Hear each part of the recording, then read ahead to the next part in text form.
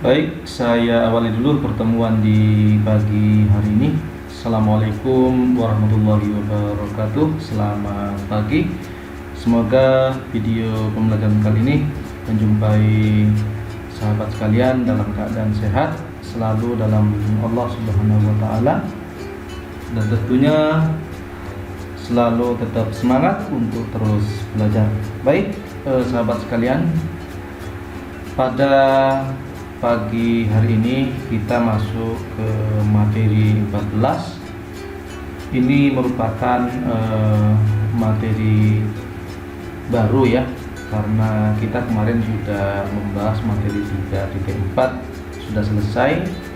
Pada kesempatan pagi hari ini kita akan membahas KD 3.5, yaitu masuk pada materi 14, produk kreatif dan kewirausahaan kelas 11 PTKP.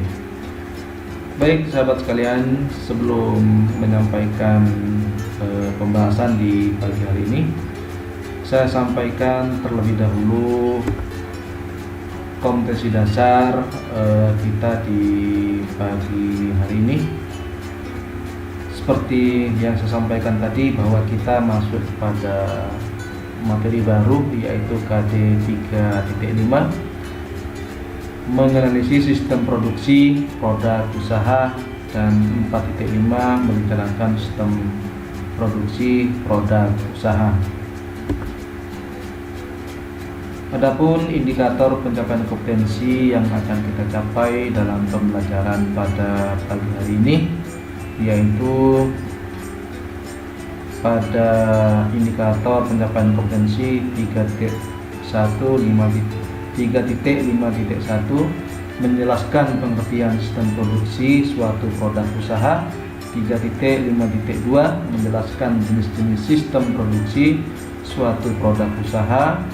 Kemudian 4.5.1 merencanakan sistem produksi suatu produk usaha. Adapun tujuan pembelajaran kita di pagi hari ini, yaitu melalui kegiatan pembelajaran online daring dengan aplikasi Google Classroom, peserta didik dapat menemukan konsep, menjelaskan dan menyelesaikan masalah terkait pengertian, jenis, tujuan, dan contoh sistem produksi dengan cermat, memiliki karakter religius, integritas, nasionalisme, gotong royong, dan kemandirian, dan memiliki kemampuan literasi, baca tulis, numerasi, sains, digital, finansial, budaya, cinta lingkungan, dan keluargaan, untuk membiasakan siswa dalam berpikir kritis, kreativitas, komunikasi, dan kolaborasi. Baik sahabat sekalian, pada pagi hari ini kita akan membahas, yaitu pokok bahasan yang akan kita bahas pagi hari ini, yaitu pengertian sistem produksi, jenis sistem produksi, tujuan sistem produksi, kemudian contoh sistem produksi. Baik sahabat sekalian, kita bahas yang pertama, pengertian sistem produksi. Dalam sebuah perusahaan ya, ada banyak sekali hal penting yang harus dilakukan. Salah satunya adalah kegiatan produksi. Karena dengan kegiatan produksi ini, maka tujuan perusahaan bisa tercapai sesuai dengan keinginan. Untuk proses kegiatan produksi sendiri di era seperti ini sudah tidak terlepas dari teknologi. Meskipun begitu, setiap prosesnya akan lebih baik jika dilandasi dengan sistem produksi. Hal ini dikarenakan sistem produksi diciptakan oleh perusahaan dengan tujuan untuk memastikan bahwa proses produksi tetap berjalan dengan baik sampai mencapai tujuan akhirnya. Sistem seperti ini diterapkan pada semua bisnis yang bergerak dalam industri apapun dan tidak terbatas pada manufaktur saja. Baik, apa pengertian sistem produksi? Ya. Mungkin sudah banyak yang sering mendengar istilah ini ya, produksi. Namun masih banyak yang belum mengetahui arti sebenarnya. Jadi Sistem produksi merupakan satu susunan kegiatan ataupun elemen yang semuanya saling berhubungan untuk mencapai tujuan akhir.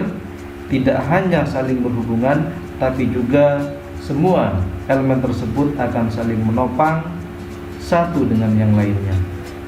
Bisa dikatakan bahwa sistem ini adalah sistem integral yang di dalamnya terdapat fungsional perusahaan dan juga komponen yang sifatnya struktural. Untuk yang fungsional itu terdiri dari pengendalian, perencanaan, pengawasan, dan lainnya yang masih berhubungan dengan pengaturan manajerial.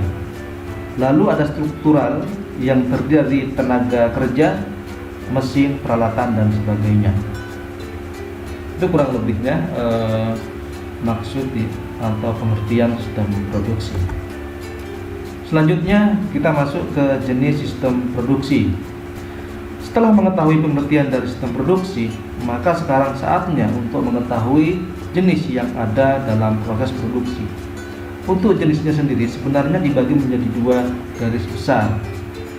Nantinya dari dua garis besar tersebut akan kembali dipecah menjadi beberapa sub pembahasan lagi. Berikut adalah jenis sistem produksi ya. Yang pertama berdasarkan proses menghasilkan sesuatu.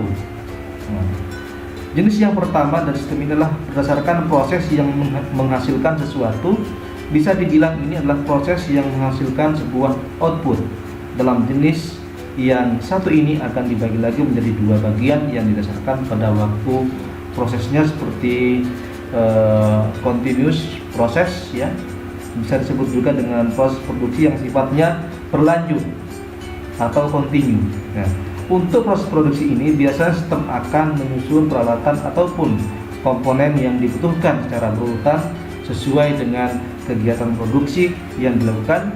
Bahkan bahan yang ada dalam proses ini juga sudah mengalami proses standarisasi sebelumnya. Biasanya kita cocok untuk perusahaan yang memiliki permintaan atau demand tinggi. Yang kedua di sini adalah intermittent process. Berbeda dengan yang sebelumnya, kali inilah proses produksi yang dimiliki waktu produksi dengan sifat yang putus-putus. Biasanya kegiatan ini baru akan dilakukan ketika ada permintaan pada produk, sehingga proses ini biasanya tidak membutuhkan standar khusus ketika melakukannya. Jadi dalam penyusunan peralatan produksinya juga tidak berurutan dan lebih fleksibel.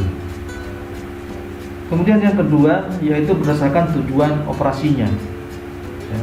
Ada jenis yang berdasarkan tujuan dari operasi produksi tersebut dibuat. Kali ini penjabarannya jauh lebih luas lagi jika dibandingkan dengan jenis yang sebelumnya, sehingga pembahasannya akan dibagi berdasarkan sub jenisnya itu sendiri. Di sini ada pembahasan berdasarkan tujuan operasinya ya, yaitu dibagi menjadi 4 ya. Assembly to order ya, atau ATO. Pada jenis yang satu ini biasanya produsen hanya membuat desain yang standar dengan modul operasional yang juga standar. Nantinya biasanya produk yang dihasilkan itu merupakan hasil perakitan berdasarkan permintaan konsumen dan juga modal ya. Salah satu industri yang seperti ini adalah perusahaan pabrik mobil ya misalkan. Kemudian yang kedua adalah engineering order atau ETO ya. Kalau yang kalau yang satu ini bisa dibilang perusahaan memproduksi barang ya, atau sesuai dengan pesanan pelanggan, sehingga bisa dibilang bahwa perusahaan memproduksi suatu barang dari mulai desain sampai hasilnya sesuai dengan permintaan dari pihak konsumen. Jadi sistem yang diterapkan juga biasanya disesuaikan dengan kebutuhan dari proses ini.